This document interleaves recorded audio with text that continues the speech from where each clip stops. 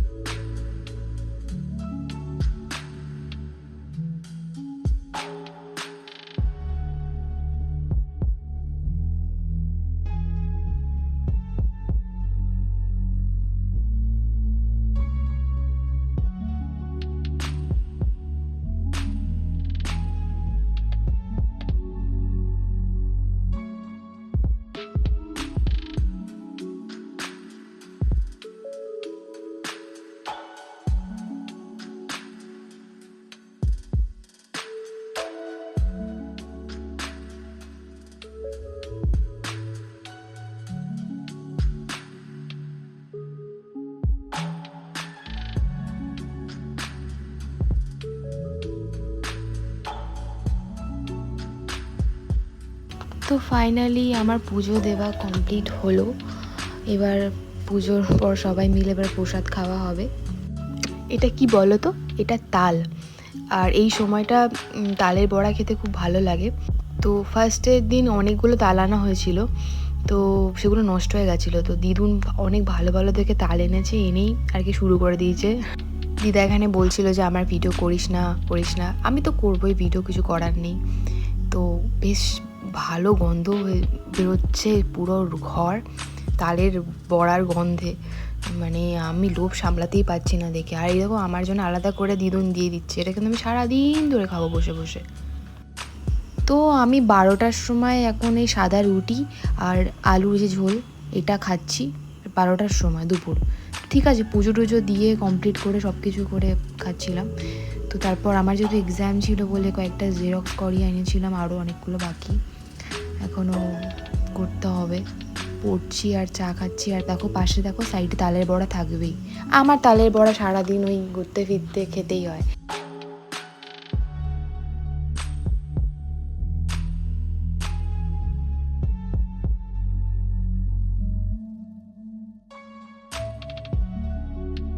আজকে জন্মাষ্টমীর দিনটা ভেবেছিলাম খুব ভালো কাটবে, বাট একটা খারাপ সংবাদ দিয়ে মানে শেষ হচ্ছে আর কি। মানে আমার ঠাম্মা খুব অসুস্থ, কোনো রকম রেসপন্স করছে না, তো ওনাকে হসপিটালে নিয়ে যাওয়া হচ্ছে এখন, তাই আমরা দেখতে যাচ্ছি ঠাম্মাকে।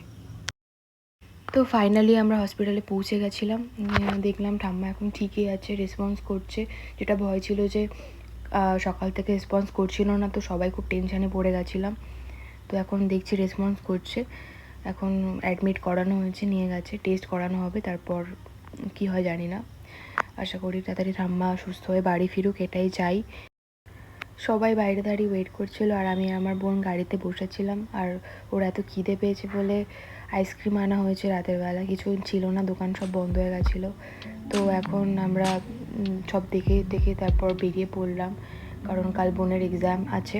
তারপর আমরা তো কেউ সারা সন্ধ্যা থেকে কিচ্ছু খাইনি, রাত হয়ে গেছিলো, রান্না টান্না কিছু করা হয়নি বলে ভাবলাম যে কোনো একটা ধাবাতে দাঁড়িয়ে আজকে ডিনারটা করে নিতে। তো একটা জায়গায় দাঁড়ালাম, দাঁড়িয়ে এই যে রুটি আর কষা মাংস নিয়ে নিলাম, যেহেতু 1:30 বেজেই গেছে, 1:30 2টো। তো খেয়ে নিলাম, খেয়ে নিয়ে আবার বেরিয়ে পড়লাম বাড়ির উদ্দেশ্যে। আমার বোনটা কি করলো, ফার্স্ট তো নামতেই চাইছিল না, বললো যে আমি ওখানে নামবো না, খাবো না, কিচ্ছু খাবো না। আমি জানি ও খাবে, ঠিক আছে, ও নিজেরটা অর্ডার মানে খাবারটা নিয়ে নিল, বাড়ি গিয়ে খাবে। আর ও আমি যেটা অর্ডার করেছিলাম ও তার থেকে আমার থেকে শেয়ার করে খাবে, ওর এটা জন্মগত অভ্যাস। এই দেখো এখন যেটা ও এনেছিল সেটা এখন খাচ্ছে, আবার ও খেয়ে আসার পরে আবার খাচ্ছে। আর আমি তো পুরো ফুল হয়েছিলাম, মানে আমি খেতে পাচ্ছিলাম না, কিন্তু ওই কথায় বলে লোভ, কি জানি না, আমার তাও খিদে পাচ্ছিল, আমি কি রাক্ষস হয়ে গেলাম বুঝতে পারছিলাম না, তো খেলাম। তো যদি ব্লগটা তোমাদের ভালো লেগে থাকে তাহলে অবশ্যই লাইক শেয়ার কমেন্ট করতে ভুলো না, আর পরবর্তী ব্লগের জন্য ওয়েট করতে থাকো। Thank you.